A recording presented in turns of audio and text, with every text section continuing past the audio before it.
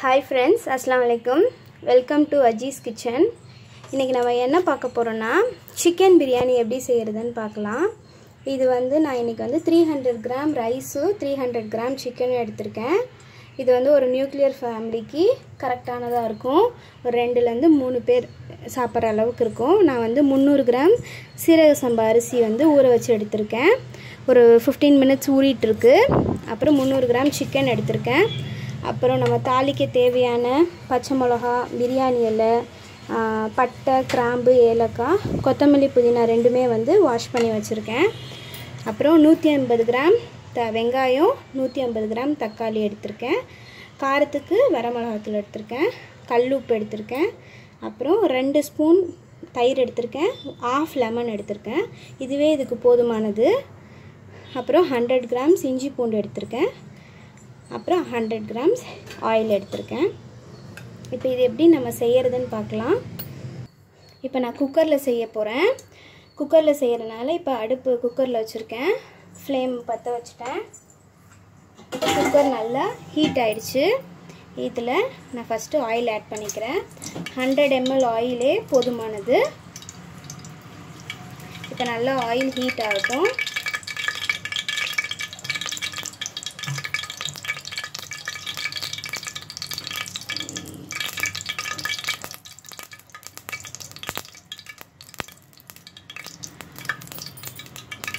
Oil heat ஆயிடுச்சு.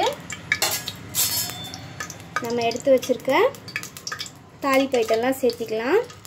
பட்டை கிராம்பு ஏலக்காய் எல்லாம் ஒன்றா போட்டுடுறேன். அப்புறம் 2 பிரியாணி இலை போடுறேன். இது ஆப்ஷனல் தான் பிரியாணி இலை, உங்களுக்கு தேவையில்லாட்டி நீங்கள் ஸ்கிப் பண்ணிக்கலாம். அப்புறம் 2 பச்சை மிளகாய்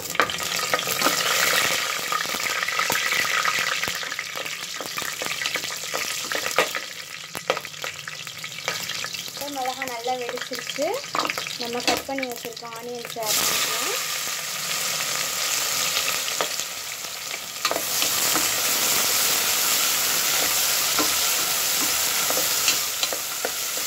ஆனியன்ஸ் ஆட் பண்ணோடனே நம்ம கல்லுப்பு சேர்த்துக்கலாம்.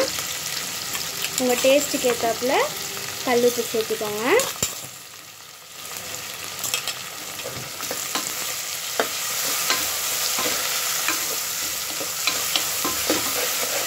ஆனியன்ஸ் நல்லா ஃப்ரை ஆகட்டும்.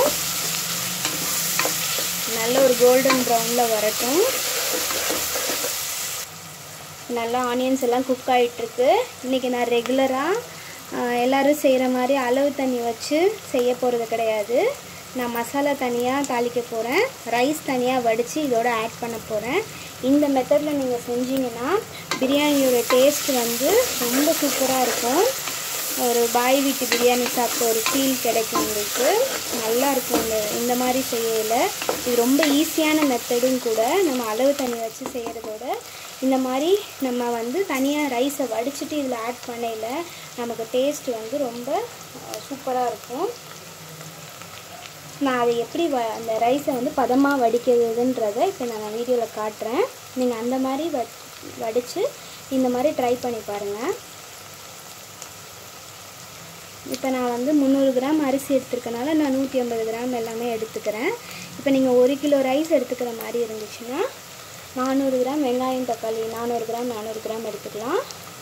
125 கிராம் இஞ்சி 125 கிராம் பூண்டு நல்லா அரைச்சி நீங்கள் ஆட் பண்ணிக்கலாம். இதுதான் கரெக்டான மெஷரு. இதுக்கு மேலே கூடனாலும் நல்லா இருக்காது, குறைஞ்சாலும் நல்லா இருக்காது பிரியாணியோட டேஸ்ட்டு. ஆனியன்ஸ் எல்லாம் நல்லா குக் ஆகிட்டு இருக்கு. நல்லா ஆனியன்ஸ் எல்லாம் குக் ஆகிட்டு அந்த ஒரு நல்ல ஒரு கோல்டன் கலர் கிடச்சிருச்சு. இப்போ நமக்கு இந்த ஸ்டேஜில் நான் வந்து 100 கிராம்ஸ் இஞ்சி பூண்டு எடுத்திருக்கேன். அதை அப்படியே ஆட் பண்ணிடலாம்.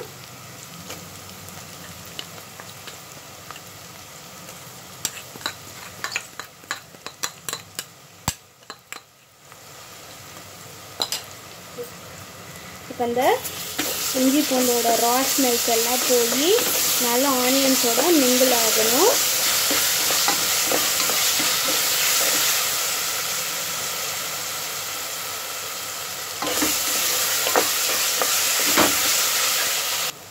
இப்போ இஞ்சி பூண்டுலாம் நல்லா குக் ஆகிடுச்சு.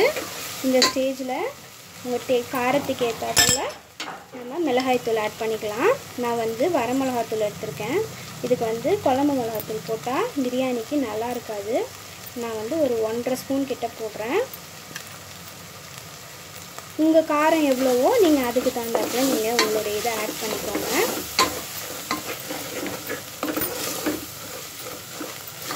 இப்போ இதாகிடுச்சு.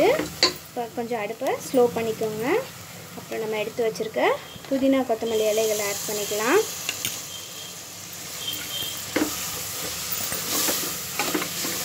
இது எல்லாமே நல்ல ஆயிலே வந்து மிக்ஸ் ஆகி ஃப்ரை ஆனால் தான் நல்ல ஒரு ஃப்ளேவர் கிடைக்கும் நமக்கு.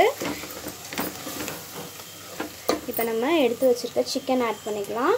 ஆட் பண்ணுறப்ப நம்ம ஒரு வாட்டியோ இல்லாட்டி 2 வாட்டி வாஷ் பண்ணிவிட்டு ஆட் பண்ணோன்னா அந்த ஒரு இந்த ஸ்மெல் இல்லாமல் நமக்கு நல்ல ஒரு ஃப்ளேவராக இருக்கும். இப்போ நான் சிக்கன் எல்லாம் நல்லா வாஷ் பண்ணிட்டேன். நீங்கள் சிக்கன் ஆட் பண்ணாலும் மட்டன் ஆட் பண்ணாலும் நல்லா ட்ரைன் பண்ணிவிட்டு ஆட் பண்ணுங்கள். கொஞ்சம் கூட வாட்ரு வந்து அதில் இல்லாமல் இருக்கிற மாதிரி ஆட் பண்ணிக்கோங்க. நல்லா பிழிஞ்சிருங்க ஃபுல்லாக சிக்கனை. ஆட் பண்ணி இப்போ நல்லா கலந்து விட்டுடலாம். அந்த மசாலாலே வந்து அந்த சிக்கன் நல்லா குக் ஆகணும். நம்ம இதுக்கு வந்து வெயிட்லாம் போட போகிறதில்ல, விசில்லாம் விட போகிறது கிடையாது. இது இப்படியே தான் நான் வந்து வேக வைக்க போகிறேன்.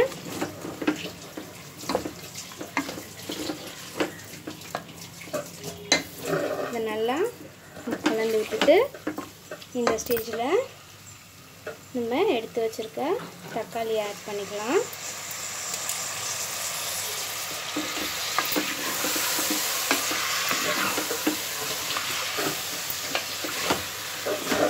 தக்காளி நல்லா குக் ஆகட்டும்.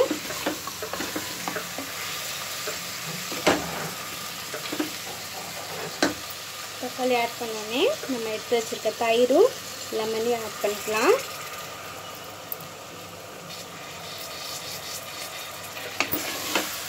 தக்காளி நல்லா குக் ஆக ஆரம்பிச்சிட்டோம்.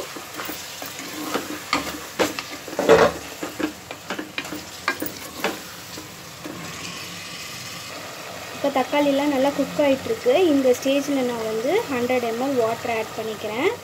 நான் வந்து விசில் இல்லாமல் அப்படியே டைரெக்டாக சிக்கனை வேக வைக்கிறனால நான் இந்த வந்து வாட்டர் ஆட் பண்ணுறேன். நீங்கள் வந்து விசில் விட போகிறேன் அப்படின்னீங்கன்னா நீங்கள் வந்து இந்த வாட்டர் ஆட் பண்ணாமல் டைரெக்டாக ஒரு விசில் விட்டு ஆஃப் பண்ணிவிடுங்க. ஏன்னா நான் அப்படியே வேக வைக்க போகிறனால அந்த தண்ணி பதம் வேணுன்றதுக்காக இந்த தண்ணி நான் ஊற்றுறேன். இவ்வளோ தான் இப்போ நான் ஆட் பண்ண போகிற தண்ணி. இதுதான், இதிலே தான் நான் வேக வைக்க போகிறேன். இப்போ ரைஸை வந்து தனியாக வடித்து இதில் ஆட் பண்ண போகிறேன். அது எப்படின்றத இப்போ நான் காட்டுறேன். இப்போ இது நல்லா கொதிச்சிட்ருக்கு. நல்லா கொதி வர ஆரம்பிக்குது. இதுவே நமக்கு போதுமான பதம். இப்போ சிக்கன் வேகிறதுக்கு தான் நம்ம வெயிட் பண்ணணும். இப்போ இதை வந்து நம்ம அடுப்பை சிம் பண்ணி இந்த மாதிரி ஒரு மூடி போட்டு நல்லா வேக வச்சிடலாம். அது கூட நம்ம சாப்பாடை வடித்து எடுத்துக்கலாம். இப்போ இதில் நான் ஒரு பாத்திரத்தில் தண்ணி வச்சுருக்கேன். நம்ம நார்மல் சாதத்துக்கு எவ்வளோ தண்ணி வைப்போமோ அதே மாதிரி தண்ணி வச்சுருக்கேன். ஒரு 4 புதினா இலைகள் இதில் ஆட் பண்ணிக்கலாம். சாதத்துக்கு நீங்கள் எவ்வளோ உப்பு சேர்த்துவீங்களோ அந்த அளவுக்கு நீங்கள் உப்பு சேர்த்துக்கோங்க. கொஞ்சமாக போதும், நிறையா வேண்டாம். அப்புறம் ஒரே ஒரு பிரியாணி இலையை ஆட் பண்ணிக்கிறேன். இப்போ இந்த தண்ணி வந்து நல்லா கொதிக்கணும். நார்மல் ஒலை காயிற மாதிரி காயக்கூடாது. நல்லா ஃபுல்லாக கொதிக்கணும். கொதித்த பிறகு நம்ம ஊற வச்சுருக்க அரிசியை இதில் ஆட் பண்ணலாம். அது வரைக்கும் இதை வந்து ஒரு மூடி போட்டு நல்லா கொதி விட்டுடலாம். இப்போ தண்ணி நல்லா கொதிக்கிற சவுண்டு வருது.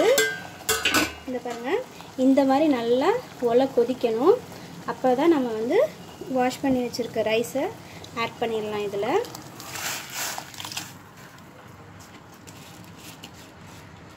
சாதாரணமாக சும்மா அந்த பபிள்ஸ் வர்ற மாதிரிலாம் இருக்கக்கூடாது. நல்லா அந்த தண்ணி வந்து ஃபுல்லாக கொதித்த பிறகு தான் நம்ம ரைஸ் ஆட் பண்ணணும்.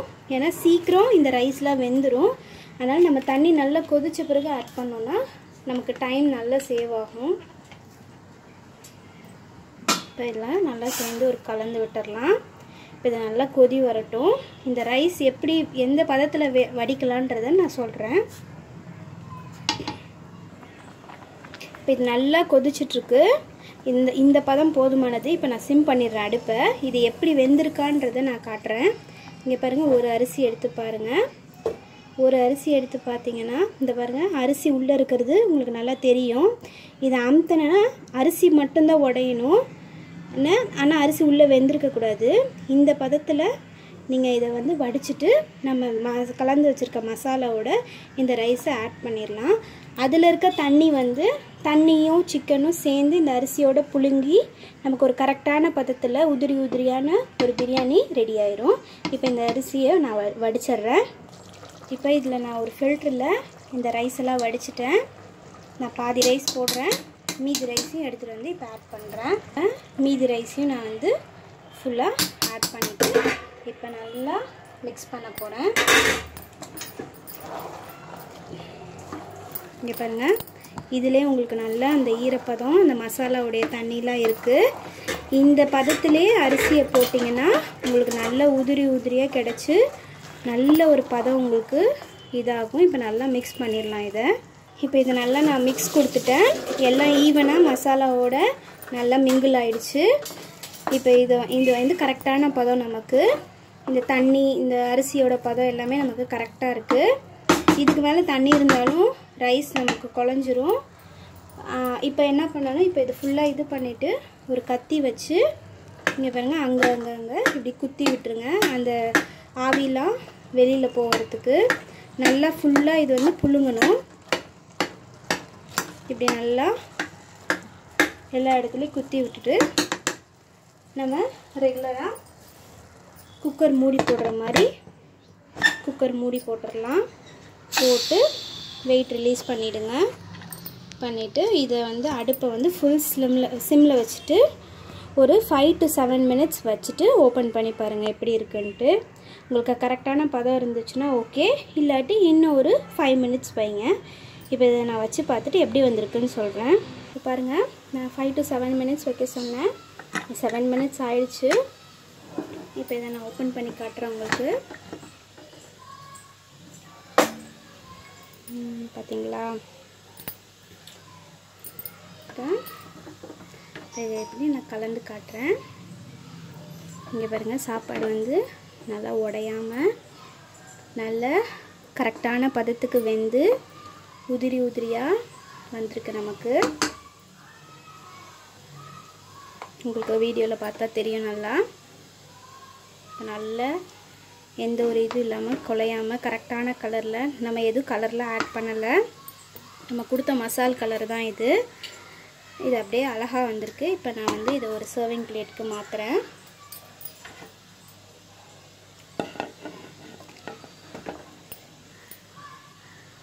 இப்போ நான் இதை சர்விங் பிளேட்டுக்கு மாற்றுறேன். ஒரு சூப்பரான சிம்பிளான குறைஞ்ச டைமிங்கில் நமக்கு ஒரு சிக்கன் பிரியாணி ரெடி ஆயிடுச்சு.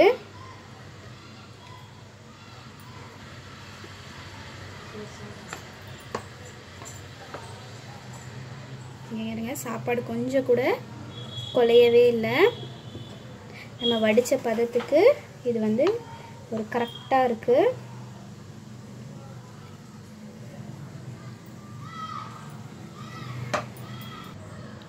ஒரு சூப்பரான சிக்கன் பிரியாணி நமக்கு ரெடி ஆயிடுச்சு.